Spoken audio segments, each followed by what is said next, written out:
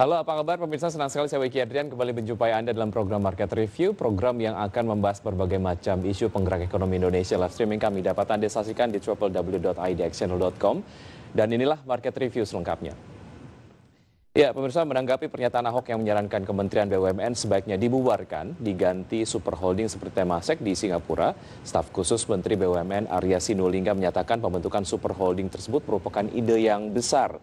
Namun demikian, saat ini Kementerian BUMN masih fokus untuk membentuk klaster-klaster BUMN ataupun sub holding BUMN. Kementerian BUMN melalui staf khusus Menteri BUMN Arya Sinulinga menyatakan pembentukan super holding seperti yang diharapkan Komisaris Utama PT Pertamina Persero Basuki Cahayapurnama atau Ahok merupakan ide besar yang saat ini belum menjadi fokus Menteri BUMN Erick Thohir. Arya Sinulinga mengatakan Kementerian BUMN saat ini sedang fokus dalam membentuk klaster-klaster atau subholding BUMN agar antar BUMN dapat saling inline. Saat ini yang sangat penting adalah bagaimana memastikan antar BUMN itu bisa saling inline. Artinya supply chain yang ada itu inline. Gitu. Jadi makanya kita bentuklah namanya cluster-cluster. Ada juga subholding. Tidak selamanya yang menjadi cluster itu akan jadi subholding. Kita akan lihat gitu. Jadi kita uji dulu nih semua. Kita jangan buru-buru mau superholding gitu. Itu ide besar tuh memang ya. Tapi kita lihat dulu, apakah ini efektif nggak? Gitu. Sekarang ini kan masih sendiri-sendiri nih. Jadi masih jauh itu. Pemikiran mengenai superholding masih jauh sekali. Sebelumnya dalam video yang diunggah akun Poin di kanal YouTube, Ahok mengatakan sebaiknya Kementerian BUMN dibubarkan saja dan diganti seperti Temasek yang ada di Singapura. Harusnya Kementerian BUMN itu dibubarkan sebetulnya. Kita harus membangun semacam Temasek, semacam Indonesia Incorporation. Apa untung rugi konsep super holding? Bagaimana konsep klasterisasi BUMN dapat mendorong terciptanya super holding BUMN? Simak ulasannya dalam Market Review. Ya, pemirsa, untuk membahas tema kita hari ini, super holding atau subholding, sudah terhubung melalui aplikasi Zoom Bapak Said Didu, Sekretaris Kementerian BUMN periode 2005 hingga 2010. Selamat pagi Pak Said. Selamat pagi. Terima kasih Pak Said sudah bergabung di Market Review. Sehat selalu ya Pak. Alhamdulillah. Baik, Pak Said mengenai topik yang sangat hangat sekali diperbincangkan, bagaimana sebetulnya pernyataan dari Basuki Cahayapurnama ataupun Ahok memberikan topik yang diperbincangkan banyak sekali orang mengenai tata kelola BUMN dan juga berujung pada sebetulnya Kementerian BUMN sebaiknya dibubarkan saja begitu ya. Sebelum kita kemudian membahas itu mengenai konsep super holding sendiri, sebetulnya ini dinilai menjadi sebuah konsep yang akan membuat tata kelola BUMN akan lebih efisien. Menurut Anda seperti apa Pak Said? Saya kembali dulu. Saya nggak ngerti apakah Ahok ngerti super holding apa tidak ngerti gitu. Saya nggak paham karena tidak ada uraian sama sekali terhadap uraian yang disampaikan. Dan isu ini sudah kita lempar dulu sejak 2009. 2009 agar dibentuk super holding. Super holding untuk tujuannya adalah untuk mengurangi atau menutup intervensi non korporasi ke dalam BUMN. Karena saya paham bahwa penyebab utama hancurnya BUMN adalah intervensi non korporasi. Intervensi non korporasi itu adalah intervensi yang dilakukan oleh pihak tertentu untuk mengeruk keuntungan di BUMN. Yang melakukan itu ada paling banyak adalah intervensi politik, intervensi kekuasaan, intervensi penegak hukum, intervensi birokrasi, intervensi media, intervensi Pemda, intervensi asing dan intervensi swasta dan intervensi para preman-preman. Itulah mafia-mafia itu yang melakukan intervensi ke BUMN. Nah, pintu masuknya intervensi itu adalah Kementerian BUMN sebagian besar. Jadi saya saat itu Sekretaris Kementerian BUMN menganggap bahwa Kementerian BUMN ini harus dibubarkan supaya tidak ada lagi pintu lagi untuk masuknya intervensi. Oke? Nah, Tapi kita harus punya banyak pelajaran bahwa itu hanya satu cara untuk menutup pintu intervensi, karena ada juga BUMN negara lain yang membuat super holding tapi gagal melawan intervensi. Kita pelajari saja 2 negara yang sudah melakukan super holding adalah Singapura dengan Temasek dan Malaysia dengan Hasana. Nah, Malaysia, Hasana itu Petronas masih di luar, tidak masuk sebagai anak perusahaan Hasana. Nah, saya perlu jelaskan kembali apa sih super holding sebenarnya supaya publik paham betul. Super holding adalah menjadikan seluruh BUMN menjadi satu komando, satu perusahaan. Yang sisanya adalah anak-anak perusahaan. Sehingga dirut BUMN super holding, dirut super holding adalah dirut dari seluruh perusahaan yang ada di BUMN, yang termasuk anak dan cucunya. Dialah komandannya. Nah, dan berbedanya dengan dirut super holding dengan Kementerian BUMN,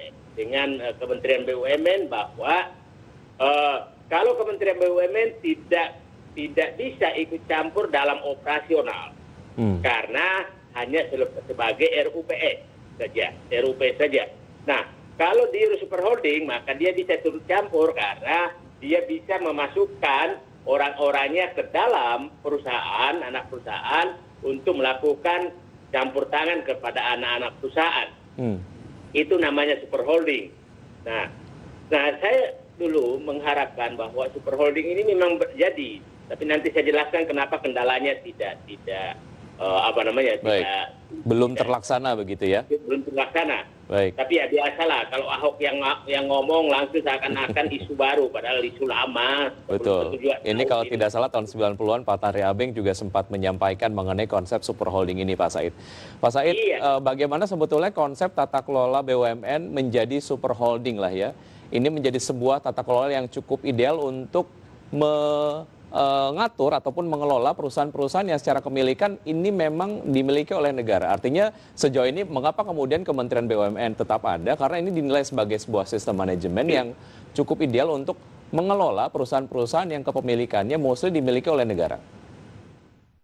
Sebenarnya itu pilihan. Saya cerita tadi, Hasana dan Temasek. Temasek itu sukses perholdingnya karena betul-betul intervensinya tidak ada. Tapi Hasana gagal.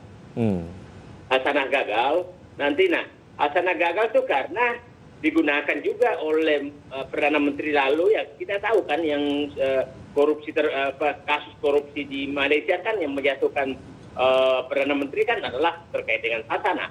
Nah, jadi penyakitnya adalah politik, adalah intervensi politik dan digunakannya BUMN sebagai alat kekuasaan. Dan saya melihat sekarang hal itu di Indonesia mengarah ke sana, bahwa BUMN digunakan sebagai alat kekuasaan. Jadi saya katakan BUMN memang di ujung tanduk masalah karena intervensi politiknya semakin naik kadarnya dan semakin tinggi jumlahnya. Nah, pilihan yang Anda katakan tadi, pilihan apakah super holding, apakah Kementerian BUMN? Saya katakan begini. Kalau super holding, maka pejabat di super holding, dalam hal ini dirut super holding, yang adalah pasti pejabat profesional. Jadi tidak mungkin orang politik masuk. Oke.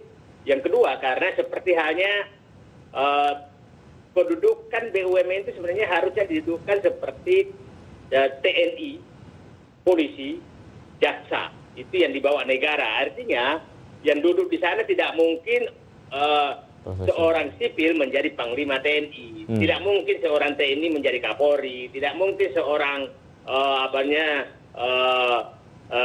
orang yang bukan jaksa menjadi jaksa agung atau bekas jaksa. Nah, kira-kira seperti itu. Kalau jaksa agung sih bisa kapan saya, tapi hanya polisi TNI gitu. Nah, itu jadi tidak mungkin orang non profesional menjadi dirut super holding BUMN. Nah, baik. Kalau Kementerian BUMN, dia tetap sebagai pejabat politik. pejabat politik yang kapan saja bisa diganti, setiap saat bisa dipanggil DPR, kemudian di dalamnya harus birokrasi, ada namanya deputi, sesmen, ada asisten deputi. Jadi, nah kalau di sana tidak ada lagi dirut dan direksi. Itu kira-kira bedanya super holding dengan Kementerian BUMN. Nah, kenapa super holding Kementerian BUMN masih tetap ada dan super holding tidak bisa terwujud? Penyebabnya adalah karena masih ada Undang-Undang Nomor 19 2003 tentang BUMN dan Undang-Undang Keuangan Negara Nomor 17 tahun 2003. Di dalam kedua undang-undang itu mengharuskan bahwa ada menteri. Sebenarnya di dalam Undang-Undang Keuangan Negara menyatakan bahwa pemegang saham itu adalah Menteri Keuangan. Dan Menteri BUMN itu adalah hanya kuasa pemegang saham. Nah, saya ingat betul ini perebutan pada saat perumusan undang-undang ini, saya menduga terjadi perebutan kekuasaan, tanda kutip, antara Laksamana Soekardi dengan Pak Budiono. Karena Pak Budiono yang membahas Undang-Undang Keuangan Negara, Pak Laksamana Soekardi yang membahas Undang-Undang BUMN. Ternyata di Undang-Undang Keuangan Negara mungkin kecolongan disebutkan bahwa pemegang sahamnya itu adalah Menteri Keuangan, bukan Menteri BUMN.